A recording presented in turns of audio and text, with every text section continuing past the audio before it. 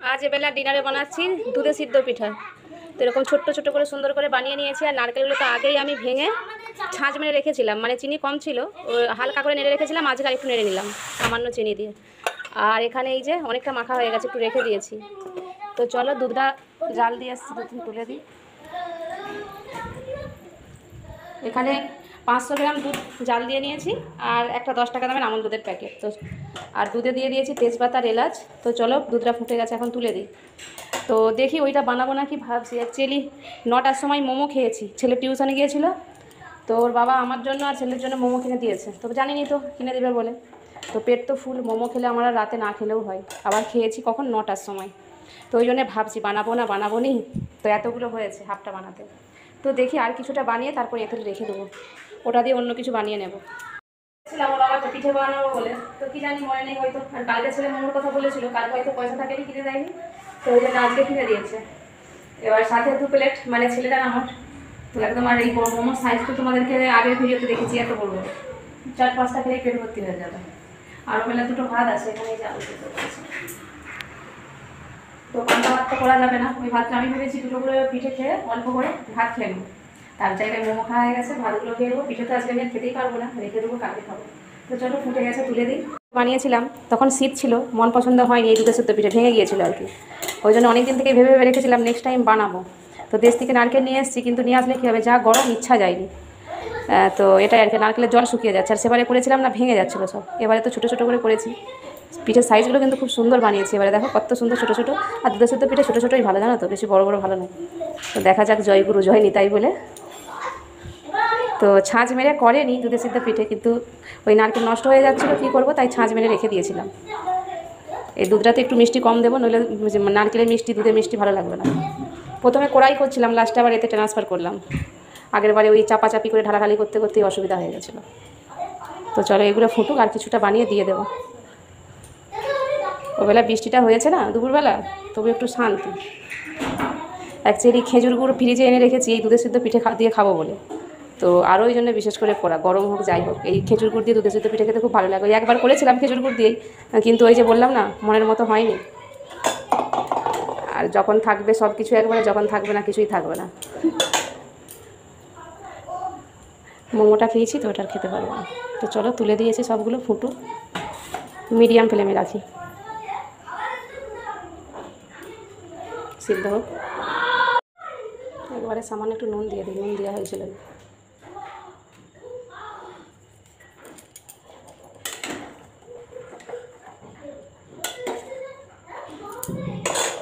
মিষ্টিটা পরে দেবো। একদম গামলা নিয়ে বসে পড়েছি খেতে। দেখো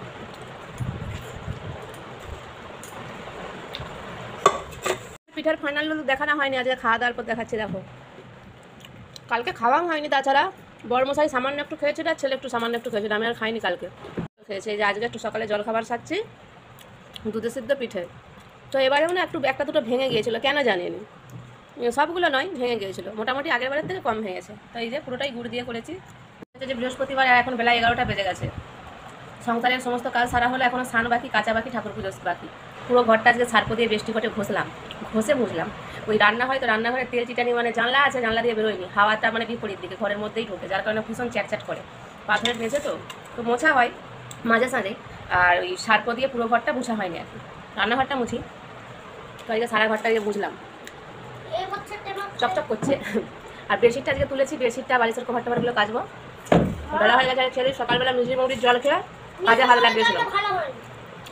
হাল লাগিয়েছিলাম, কালকে তো পিছু পুরোটাই পড়েছিল। আজকে বড় মশারা নাস্তা করে গেল, ওইটাই বাড়িতে খেতে এসেছিলো। তো চলো, জামা মানে পুরো ভিজে গেছে একবারে, বেসিনটাও পরিষ্কার করছিলাম। তো পেঁচে টান করে ঠাকুরকে পুজো দিতে পারলে তারপরে শান্তি। বেজে যাবে বেলা 12টা। আজকেও রান্না হালকা ফুলকাই করবো, কারণ এই পিঠে খেলে পেট ভাত থাকে। বসতে বসতে বলেছিলাম আমি,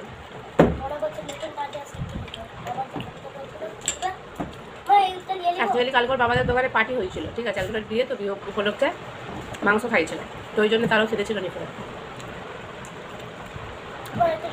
তো দুপুরের লাঞ্চ মেনু এই যে খুবই হালকা ফুলকা। কালকে বাজার থেকে কুঁদরি নিয়ে এসেছিলাম, বাজার থেকে নয়, সবজি দোকান থেকে। কুঁদরি ভাজা, এই যে মসুর ডাল, আলু ভাতে, আর মাছের ঝাল। কালকে মাছ নিয়ে এসেছিলাম, ওই 3 পিস রেখে দিয়েছিলাম, আজকে হলে হয়ে গেল।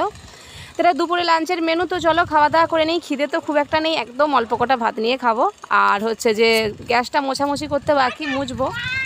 আর ওদিকে রোদের যা তেজ কি বলবো, ছাদের জামা কাপড়গুলো মিলা আছে, আর সময় হয়নি, খেয়ে দিয়েই ভাবছি তুলতে যাব। তো চলো খেয়ে নিই। ও খাওয়া দাওয়া কমপ্লিট করে হেঁসেল মেশেল গুছিয়ে চলে এসেছি ছাদে। অনেকটা দেরি হয়ে গেল, আর একটু আগে তুলে নিয়ে গেলে হতো, জানো তো, নইলে এই রোদের যাক তাপ সব পাঁপড় হয়ে যাচ্ছে। জামা কাপড় তো দুদিনে কালার ছেড়ে যাবে। তো বেশি মেলা হলেই তখন ছাদে আসি, নইলে ঘরেই মিলে দিই, শুকনো হয়ে যায়। এগুলো পুরো নিগড়াতে পারিনি, হাতটা না সেদিনে নাড়ু পাকিয়ে দেখো কি হয়েছে, দেখেছো তো। আজকে ওই গোটা ঘর সার্প দিয়ে মুছতে 14 বার লাতা নিগড়ে নিগড়ে মুছতে মুছতে না উপরে ছালটা উঠে গেছে, পুরো লাল মাংস বেরিয়ে গেছে। তো যার কারণে না জামা কাপড়গুলো নিগড়াতে পারিনি, একবারে ছপছপানি মিলে দিয়ে গেছিলাম। রোদ আছে বলে শুকিয়ে গেছে। খুব অসুবিধা হচ্ছে এই হাতটার জন্যে। বাসন কোসন মাজতে আর একটু যদি সার্ফ সাবান লেগে যাচ্ছে, ওরে বাপরে জ্বালা, হাঁক করে জ্বলছে, রক্ত চলে এসেছিলো যখন স্নান করি। তো কিন্তু কী আর করবো, সংসারের কাজ কি আর করে দেবে, নিজেকেই করতে হবে কষ্ট সহ্য করে। তো ওই জলে ধোয়া হচ্ছে রক্ত, আর এদিকে জামা কাপড়ও ধোয়া হচ্ছে, এই রকম। তো প্রচুরই ব্যথা, কিছুই লাগাইনি, দেখি কিছু মলম টলম লাগাতে হবে, নইলে যা জ্বালা করছে কি বলবো। আর এই পা মোছাটা আজকে ধুয়ে দিয়েছিলাম, অনেকদিন ধোয়া হয়নি। অজ্ঞান পৌষ মাসের প্রতি বৃহস্পতিবার ধুয়ে দেওয়া হয়, আর এখন আর প্রত্যেক বৃহস্পতিবার ধুইনি, মাঝে সাঝে বৃহস্পতিবারগুলো ধুয়ে দিই। তো এটাই আর কি। ঘর দোয়ার রোজের মোছা হয় তো, নোংরা খুব একটা হয়নি, তবু অনেক দিন হয়ে গেলে যেন কীরকম মনে হয় যে ধুয়ে দিই। এই পা মোছাটা একটু ভিজা আছে, ওই জানলাতে মিলে দেবো, থাক। তো চলো, আমি পুরো ফুল ভর্তি নিচ থেকে ওপরকে তুলে নিয়ে আসলাম। এইগুলো হচ্ছে যে ভাসুরের গাছ, বাসা চেঞ্জ করেছে, অনেক গাছ আর কি তাদের। তো ওই 4টা টব নিয়ে যায়নি আর কি, দিয়েছিল আমাদেরকে, তো সেটাই নিয়ে আসলাম। আর একটা টব নিচে আছে, দুটোই জবা ফুলের গাছ, একটা টগর ফুলের গাছ, আর একটা আমি তুলসী মঞ্চ, ওরা সন্ধে দিত। এই যে এসিটা যে লাগানো আছে নিচে, এই সোসাইটি, আর একটা জবা ফুলের গাছ আছে, টবেই লাগানো আছে। দুটো জবা ফুলের গাছের মধ্যে একটা মাউসি বলছে থাক, আর ওইটা আমাদের আছে নিয়ে যাও, টগর ফুলের গাছটাও আমাদের আছে নিয়ে যাও, আর ওইটা নেই, ওই গাছটা থাক। এখন কী করি বলো, ঘর মালিকের সাথে একটা গাছ নিয়ে টব নিয়ে ঝগড়া করব? তো কিছু বলার নেই। অ্যাকচুয়ালি আমরা ফুল পাচ্ছি না শুনে, বা ফুল তুলে পুজো করিয়ে নিব শুনে, ওই জন্য ভাসুর বলছিল যে তাহলে নিয়ে পালিয়ে যাবো। ওর বাবা বললো ওর ভাসুরকে যে তুমি তোমার টব নিয়ে চলে যাবে। তো সেটাই বলতে গেলাম যে ভাসুরের গাছ মরে গেছে, নিয়ে যাবে বলছে না ওইটা নিয়ে যাবে, নিয়ে যা। ওটা মন্দার ফুল বলে জবা ফুলের গাছকে, ওইটা আছে, আর এইটা থাক।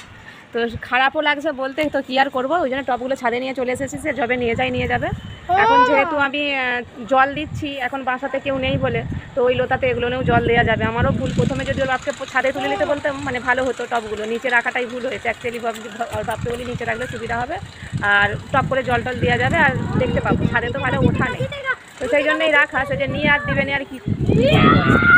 আর টগর ফুলের গাছ নিচেও আছে, এই যে ওই টগর ফুলের গাছটা সামনের দিকে সব পেরে নাই, দূরের দিকে দাঁড়িয়ে থাকে। আমি লম্বা মানুষ তো হাত পৌঁছে যাই, যে কটা পাই পুজো হয়ে যায়। বাদ বাকি এই যে এদিকের দিকে যে সাদা জবা ফুলের গাছ বা লাল জবা ফুলের গাছ ওদিকে আছে, ওই সব গাছে একদম ফুল থাকে না, ফুল তুলতে গেলেও বকে মাউসি। এবার এখন সে যদি আমার টপ নিয়ে টানা হেঁচড়া করে, তো সেখানে কী বা বলি বলো, কিছু বলার নেই। তো থাকে, নিয়ে চলে এসেছি। ভাসুরকে ওর বাবা বলেছিল নিয়ে যাওয়ার জন্য, নিয়ে যাবে নাকি জানি নি, যদি আসে নিয়ে যাবে পরে। এই তো টপ দুটো এখন ছাদে নিয়ে পালিয়ে এসেছি, ভালো হয়েছে। আর ওইটা দেবে না বলছেন, কি আর করা যাবে। তো দেখি ওই যেটা তুলসী মঞ্চ আছে, ওই তুলসী মঞ্চের ওই গাছটা, তুলসী যেহেতু গাছ আরও আছে, তুলসী মঞ্চটাকে উপরে দিয়ে ওতে অন্য একটা কোনো গাছ লাগাবো। তো এটাই আর কি। তো চলো, ছেলে জল দিচ্ছে, ওর আবার টিউশন আছে, ওটা থেকে জানি না, 7:30 থেকে টিউশন আছে। হ্যাঁ কী জানি কী মাটি। আর হচ্ছে যে ব্যাগটা গোছ করে রেখে এসেছি, টিউশন আছে 7:30 থেকে। একটুখানি শুয়েছিলাম, ওর জন্য ঘুম হয়নি, 14 বার শুধু রেখে দিচ্ছে। খুব সুন্দর হাওয়া দিচ্ছে আজকে ছাড়ে, জানো তো। তো চলো ভিডিওটা এডিট করে পোস্ট করে দিই, যা পারবি দে, নাহলে বসে থাক, তারপর আমি গাছে জল দিয়ে দেবো, শুনতে পেলি।